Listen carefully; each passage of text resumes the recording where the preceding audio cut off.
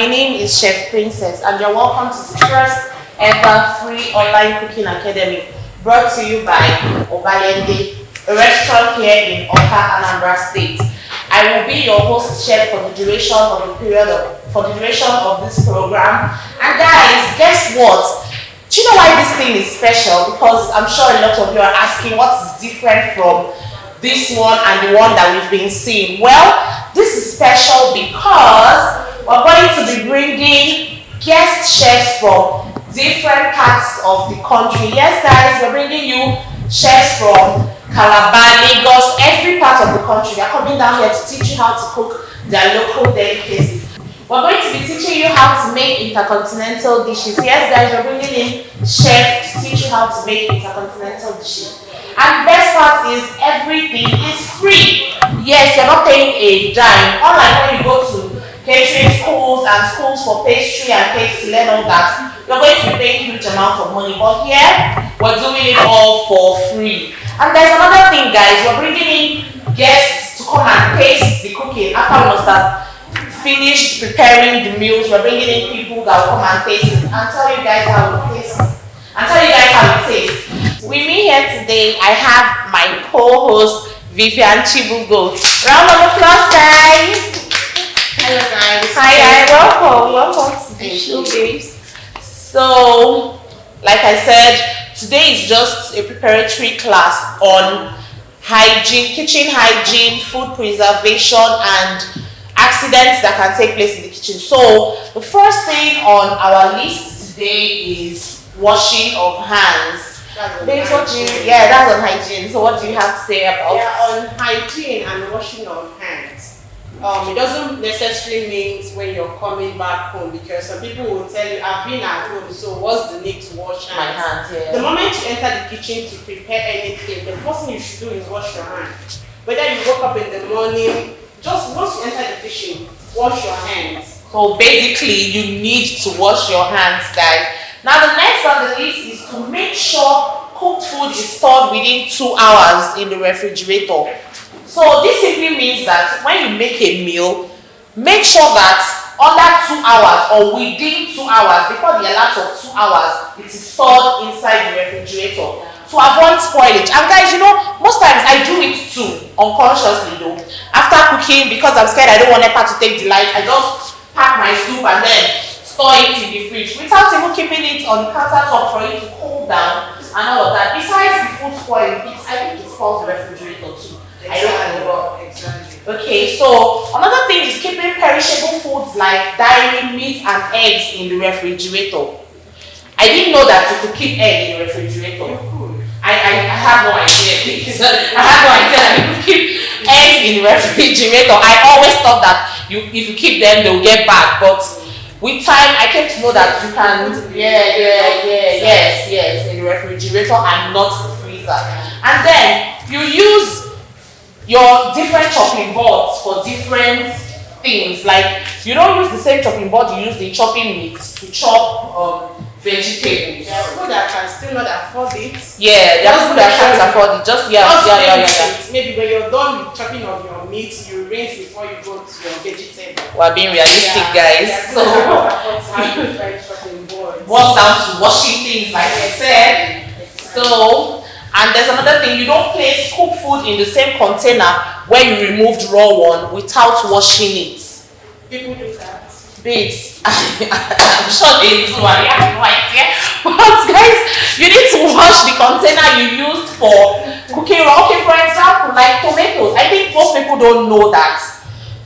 You know, they feel like I can boil the tomatoes after all. I can just use it and cook again. But guys, we're here to tell you that it is wrong. You have to wash the container before putting your cooked stew. Even your clean utensil, you must rinse it before using it for anything. How much more something that you are used to store?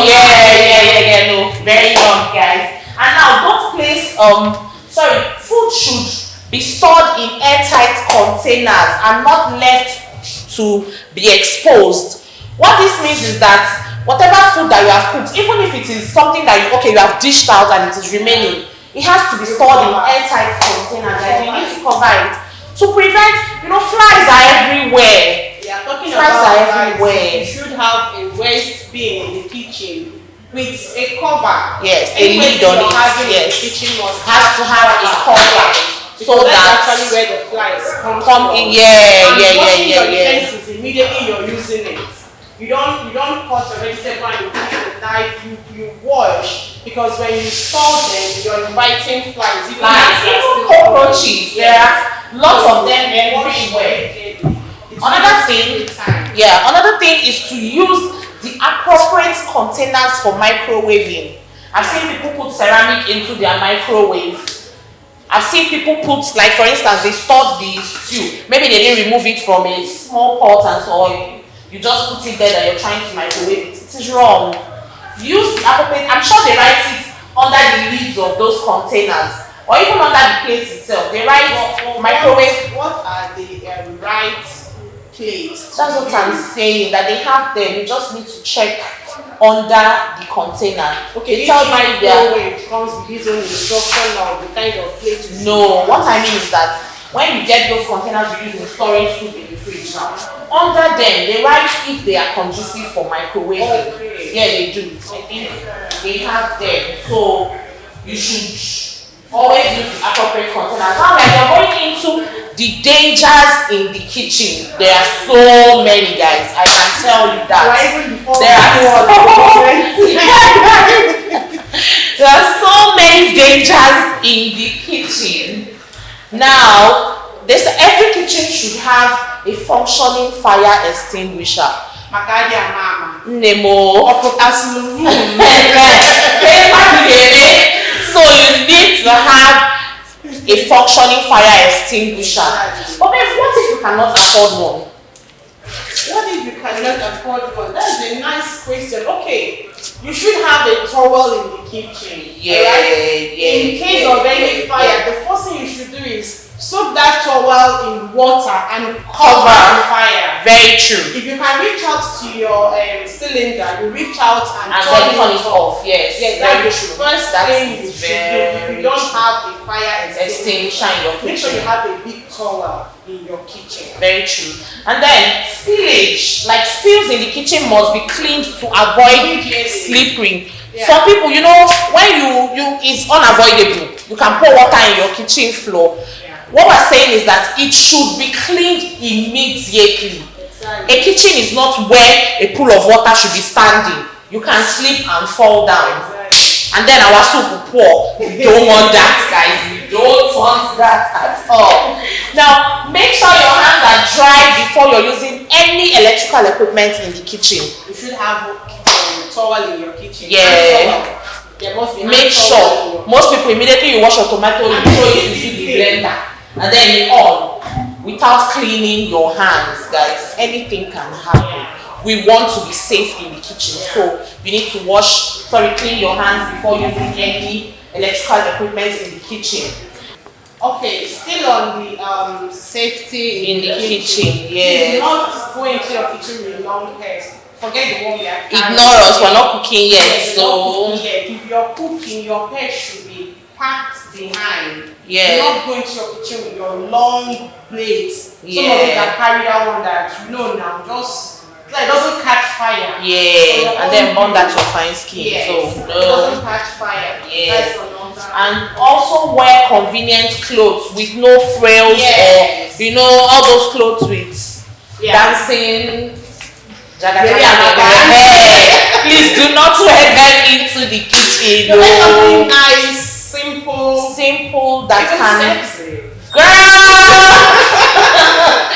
so that nothing gets on fire. If anything should be on fire, it should be you. You should be hot when you're coming out of kitchen now, not burning though. Eat food before food.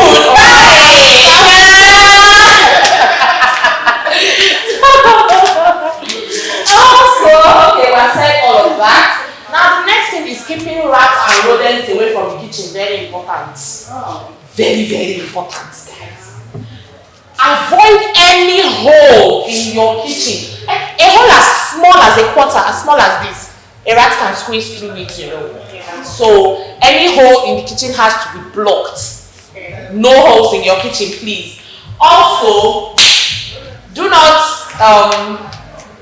do not feed them with leftover food items.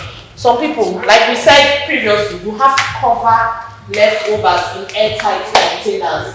And immediately you're done, clean your kitchen properly. Sweep the floors, clean it properly. Leave no dishes on the sink. Wash everything because that is where rat comes in. Yeah, the spoiled one you put in the waste bin and you cover. Yeah. If you don't, if it doesn't have a cover, take it outside immediately. Yeah. That's where rat comes in from. And also, rats, they dislike the smell of vinegar, bleach, and mothballs. Lots of people don't know this, that rats does not like the smell of bleach. So maybe for the first time too. they don't. They really don't. Because rats taking rat poison to your kitchen is very dangerous. So instead of putting rat poison everywhere in the kitchen, just look for the key points and then spray bleach or vinegar around those areas, and then to avoid rats coming into your kitchen. Also, like you said, do not use rat poison in your kitchen, and it is also advisable to use baits and poisons outside the kitchen. For instance, there's rats in your kitchen. Don't put the rat poison or rat trap and all of that inside the kitchen. You can put it just at the door of the kitchen. Outside. It's also outside, yes, outside, just at the door of the kitchen. And you need to check your neighborhood also, because you might be killing rats in the kitchen while your neighbor has loads of rats in theirs, so that can jump into your own. Okay, but once you have closed those holes, I don't think there is anywhere the rats they can come in from, but you know we can't be too sure. Yeah. There is also food preservation. You know, right now with scarcity of tomatoes. But if you had stored your tomatoes while it was cheap in the market, you won't be suffering. Yes. But I think during the program we'll be able to teach you how to more on storing of tomatoes. food. Yes. Just not necessarily only tomatoes, just how to raw store food your items, how to preserve them so that you can use them. Onions, your pepper, your potatoes, beans, rice, gari. Yeah, we'll be teaching you. Preserve your unripe plantain so it doesn't ripe at once. Guys, I'm sure you do not want to miss this program. So stay tuned, and thanks for joining us. Thank you for joining us. We'll be here again, same time on Tuesday. Guys, don't go anywhere. Be here with us.